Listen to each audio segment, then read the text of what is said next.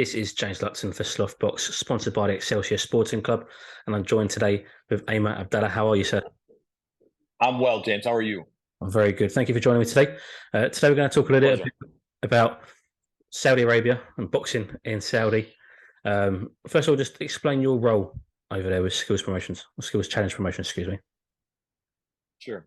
I'm the director of boxing, so I oversee all of the boxing operations for the kingdom for Skill Challenge Promotions, which of course is hosted the events by Skill Challenge Entertainment under the direction of Prince Khalid bin Abdulaziz. And there's a lot of talk about a few big shows coming over there. A big heavyweight Sure. tournament is in talks. I saw today on social media potentially Errol Spence Jr. and Terence Crawford. Let's start there. Is that a possibility? Is that something you guys are looking into? James, all of the big fights are a possibility. It just depends on if everybody's on board, first and foremost, the fighters, and then, their team, their managers, their promoters or advisors, and then, if it aligns with the networks. But all of the big fights are a possibility. I don't want to identify, one over the other, but yeah, every big fight. I mean, do I have interest in being able to propose this to His Highness Prince Khalid? I do. I would just have to make sure that, everything aligns. And then once I bring it to him, and he'll either, agree or dismiss it. But we're not even in the preliminary stages of that fight. But is there interest in it? Yeah, of course. I mean, if I can, we want to put on the biggest and best fights. We hope the fight gets made. I would like to take a stab at it and see if we can make it happen. But, it's just right now, just sheer interest at this point. You mentioned obviously yourself and Prince Khalid. What is the vision for you guys over in Saudi with boxing? James, I use the word vision, and I used to use it a lot. And he told me, he said, vision is just dreams. He said, let's call it a mission. So the mission is where you take action. The mission is to put on the biggest and best fights, like our slogan says, for the fighters and for the fans. And that encompasses dealing with everybody, every promotion, every manager, every network. We're not in a exclusive marriage with any one promoter or one network or one manager by any means. We have a great relationship with everybody, and that everybody encompasses sanctioning bodies, promoters, networks, everybody that is willing to work and doesn't have any personal agendas. And I don't want to use the word to insult or demean anybody, but to sabotage or to hold up talks, that would be on them. Dealing with Prince Khalid, dealing with Skill Challenge would be putting it on a level where everybody gets satisfied in every realm of boxing. And that means financial, it means dates, it means positioning. So it's open to everybody. How can you guys improve boxing and improve the sport over there in Saudi Arabia? How can we improve the sport in Saudi Arabia? For You the mean fans' improve this? perspective, Great. So how long did it take for Pacquiao Mayweather to get made? too long, years. Yeah, 7 years. How long would it take, for right now we're waiting on these big fights to have, and some of these great fights that never happened. And the problem with that, what ends up happening, and it's a fundamental problem in boxing. And I always allude to, and I use the UFC and what Dana has done with that organization as a prime example of, and again, I hate to say this because I never want to insult anybody, but sometimes people take it personal, but that's the way it should be. It should be one entity running everything where the best fight the best. But boxing isn't that way, right? It's never been that way. And you have organizations, and I'll go as far as saying great organizations like the WBC, like the WBA, like the WBO and the IBF, and they all have their individual, I would like to think, objective rankings and objective way of doing things, because sometimes it does seem that some decisions are made that are out of pocket and maybe a little bit subjective, but these fights are being held up because this guy's got a mandatory, this promoter won't work with this promoter, this network won't align with this network, there's the A side, there's the B side, and that becomes problematic when you start dealing with negotiations. I did an interview the other day, and I said, there's two things that make a fight, and that is timing and the finances. And that's really all it comes down to, because the finances solve all of those hurdles if everybody's on board. And then the timing, just make sure that everybody's, aligned with mandates and mandatories and where they're looking to build. So I guess that's a long-winded answer for you, but in short, when you can eliminate the obstacles and you can eliminate hurdles to making big fights, that's where the fans win. And when everything lines up, that's where the fighters win. And I think that's where it's very unique in the positioning of what Prince Khalid has done and what his mission is with Skill Challenge Promotions. Let's say you guys can overcome all the hurdles that come in boxing. Let's say you guys can put on the biggest fights, the best fights out there to be made. Do you feel that, say, in, 10, 15, 20 years' time, people can look back or look at Saudi Arabia as the hub of boxing? Will you overtake what, let's say, America has done for the last 20, 30, 40 years? Look, I mean, 15, 20 years is a very long time. I don't know if there is an epicenter of boxing now. Is it Las Vegas? Is it Madison Square Garden? Is it New York? Is it the UK? Is it Wembley? Is it O2? Is it Riyadh? Is it Jeddah? Is it Diriyah? I'm not sure if you can really label that. And maybe that's one of our problems, is that we're looking for one, centralized location as opposed to having great fights throughout the region and throughout the world.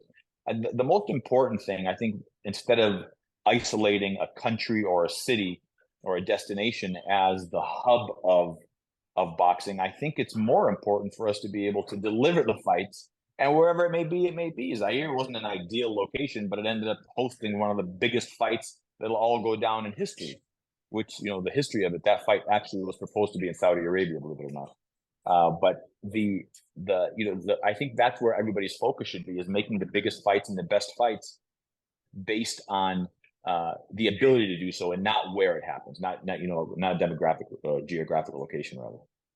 Absolutely. I want to come on to the negatives, or the portrayed negatives, of Saudi Arabia and sport Sure. washing. Now, you've worked out there for a little while now. You've put on fights over there. You're not from Saudi Arabia. Tell me your thoughts on the label of sport washing. Well, I mean, what is sport washing? But define that for me. So it's a front to bring tourists in to make the country look better than what it is. Look better than what it is in what sense? And in a sense of people suffering in the country, because the per capita of the average citizen in Saudi Arabia is higher than the majority of the world. The rights and the freedoms that people have in the country of Saudi Arabia is more than, and mind you, I'm not Saudi Arabian. I'm a proud Muslim American born, with a Jordanian nationality also. But I'm born here. I mean, if I identify to a country, it would be in the United States. I'm talking from a non-bias, from a perspective of, I'm not Saudi, so I'm not defending that. But what I am saying is, let's look at this thing objectively. Is Saudi Arabia? I mean, with their doctrines and them having a culture that's different than what we're used to in the West, does that make them an enemy? When if everybody's content in that country and they're free to leave if they'd like to, then what makes that this oppressive country? The fact that they have the ability to be able to pay and to host the biggest events. I mean, and are we looking at the country? And again, I don't like to get political because it's not my realm, and I'm ignorant in the politics. I don't get involved in it. But are we, as the United States or the United Kingdom or anybody in that perspective, are we really in a moral, ethical position to be able to say, you did this wrong and you did that wrong, when we can look within our own infrastructure and see all of the horrible things and atrocities that we've been a part of? So I don't think it's fair to label it that way. What I would say is, go visit the country. Stop listening to the propaganda.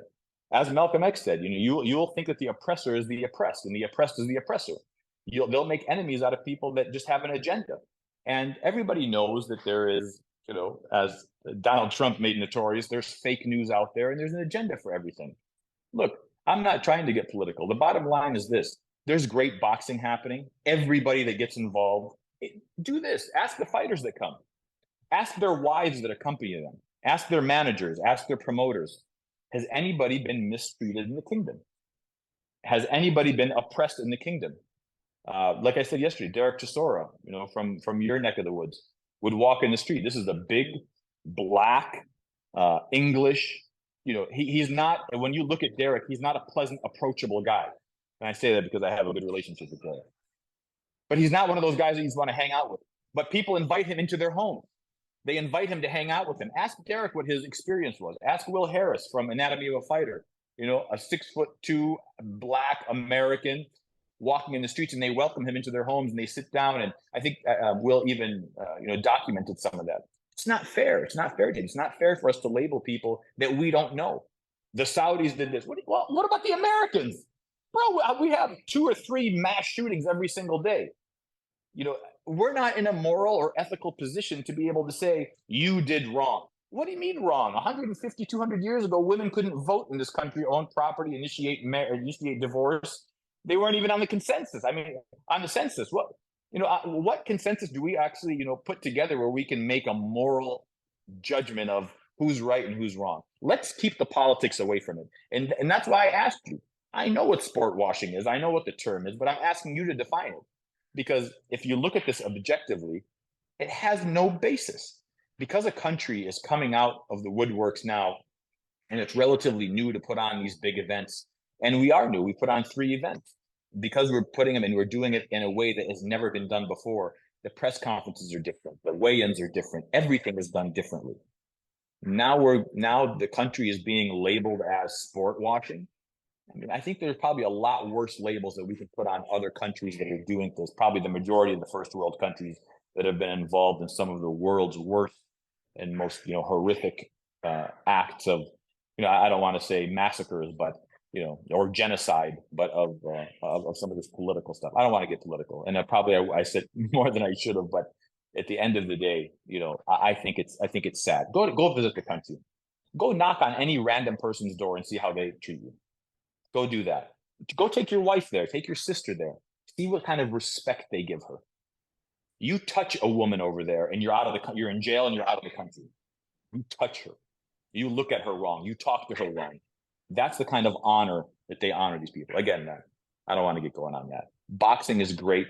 Boxing is taking a new direction, and skill challenge promotions, I'm hoping, is going to be the glue that's going to put this and bring this sport together. Just want to touch on one thing you said there, and it's not political. It's Derek Chisora. Derek sort of popped up, and he was on the scene and for Tommy Fury and Jake Paul, and everyone's wondering, what is Derek Chisora doing there? Why is he in the ring? Why is he promoting this event? What is Derek's role? Has he got a role with you guys? No, it's a great question. Let me tell you something. Once you get to know, maybe it's easy for me to answer that question because I can give you a black and white answer. But let me step back and kind of paint a picture for you, if you allow me to, James. Prince Khalid's a very loyal guy. When he likes somebody, he likes somebody. And when he sees something he doesn't like, he'll never talk to you again. He's a military man. He's from a very elite group of military. He liked Derek, and him and Derek have a great personal relationship. Believe it or not, from 2 different scopes of life, 2 different realms of the world, 2 different ideologies, 2 different religions, 2 different cultures, and they hit it. When you see them together, it was funny. I was walking behind them one time, and they had their arms around each other. Just like 2 buddies walking. And you're talking about a royal member of a family and a very, very distinguished character in Prince Khalid, and your average, just I don't give a damn kind of guy that just says whatever he wants to do, boxer from the school of hard knocks, and Derek Chisora. But I'll tell you what they align on. They're both men of integrity. They really are. And when you get to know Derek, he's a great guy. I mean, he talks the talk, and of course, he loves the hype. But he's a family man. He loves his family. Derek and I didn't hit it off great in the beginning. What made Derek and I closer is when he walked into my office and I was FaceTiming my family and I was joking around with my family, and he goes, "Man, I have so much more respect for you now that I know how valuable you are, how much you value your family." But I say all of that to say, he's a personal friend of Prince Khalid. For the last event, his official title was the event promoter. Whether or not he becomes an event promoter for the next fight, or whether we use a different guy, that's entirely Prince Khalid's call. But his role is he's a friend of Prince Khalid's, and he'll be, I think he's going to be around, and he'll have opportunities because of his loyalty and because of the person that he is. Fantastic. And from 1 heavyweight boxer to 4 heavyweight boxers. The talk of the heavyweight tournament coming in December over in Saudi. We believe there have been talks. Eddie Hearn mentioned that he's gone over to Saudi and he's met up with guys and had preliminary talks about Anthony Joshua taking part. The rumour is Anthony Joshua versus Deontay Wilder. Tyson Fury versus Oleksandr Usyk, and then the winners facing each other. Just how far along are we with these talks? Is it a very realistic proposition? Well, look, again, these are all, you said it perfect. They're all talks. Until you have a press release, and this is my go-to statement, and I know it sounds redundant and boring, and I apologize for that, but until an official statement, a press release comes from Skill Challenge Promotions, that is all what it is, talks. Are we talking to Anthony Joshua and Deontay Wilder? Are we talking to Fury and Usyk? Of course we are. Are we talking with several other fighters? Of course we are. Prince Khalid has dates that he has scheduled, that are aligned with the ministry, that are aligned with the Vision 2030, and how they all fall into place together. And depending on what fights are available, he'll tell me, Amer, we have this date.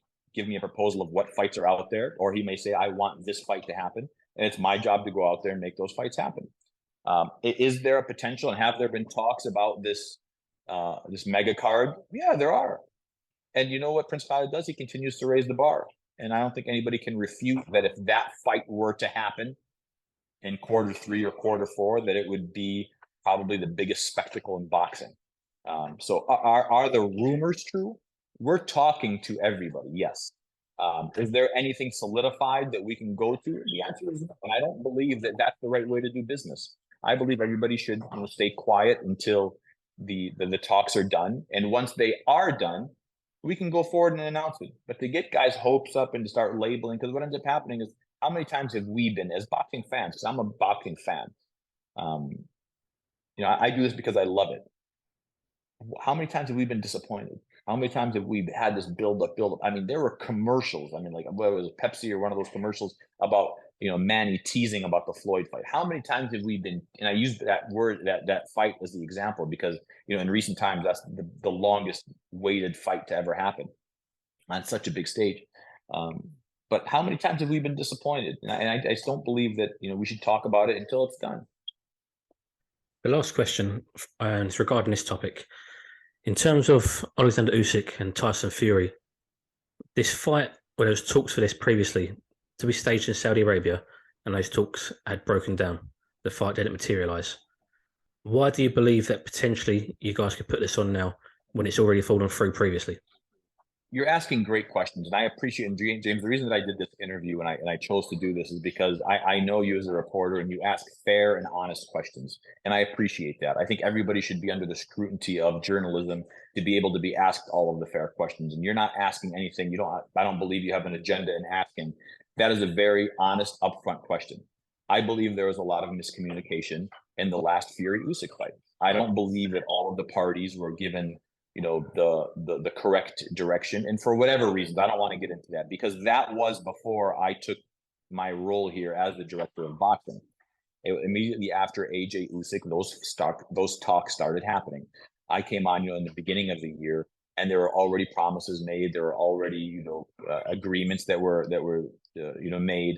So I don't want to be put in the position of coming in. And I told Prince Khalid, I said, let's let this one play out, and I'll start, with the new fights moving forward, and the relationships that were already in place. I think it would be disruptive, and we were under a timeline to get things done. They needed to have the fight done. Fast forward to today, the timeline was really, I don't even want to say it was an imminent timeline, because the fight never happened. But the timeline, surpassed, and nobody was able to make that happen. But the money and the offer that was from Saudi Arabia was 100% real. The intentions, the date was 100% real. And I think there was just a lot of miscommunication, if you allow me to use that word, that led, and it wasn't from our end, that led to the demise of the fight. And it's unfortunate. It's unfortunate for Tyson Fury. It's unfortunate for Oleksandr Usyk. It's unfortunate for the fans. It's unfortunate to their promoters and to their managers. And it's unfortunate for us that we weren't able to do that. But Prince Khalid and I talked, and I said, listen, that offer is the offer, and that's what it's at. And the next time we go to the table, by the way, it's not going to change. We're going to have an offer that we put on the table, and it will be, would you like us to promote the fight, or would you not like us to promote the fight? It should, once everything is done on our end, it shouldn't be a long negotiation at all. So I believe that, if Prince Khalid opts to do that fight, then then the offer will be made, and it'll be, a one-time offer, and that's it. Fantastic. Well, I mean, I want to thank you very much for your time.